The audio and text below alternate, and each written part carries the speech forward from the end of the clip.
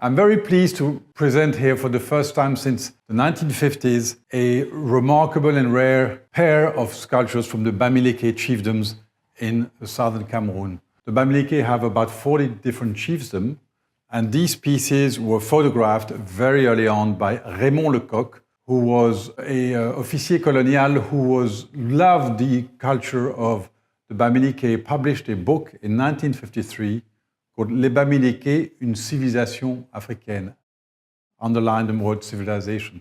For Monsieur Lecoq, who discovered these pieces, he considered the Bamileke a great ethnic group which really had great abilities to carve, to do architecture, to build great houses, to do weaving. And in his book, he tried to photograph and illustrate as many of the artifacts from the Bamileke he could find in the 50s.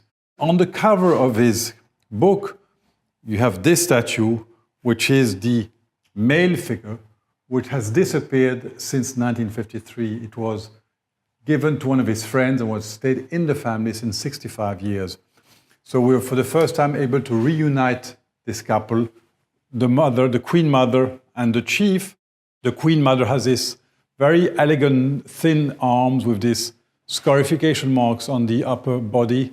She's holding a child, and she has this very classic coiffure. And next to her, you have, the chief also seated, holding a gourd, and what is probably a representation of a human skull in beadwork, which represents the power of the chief to master his enemies.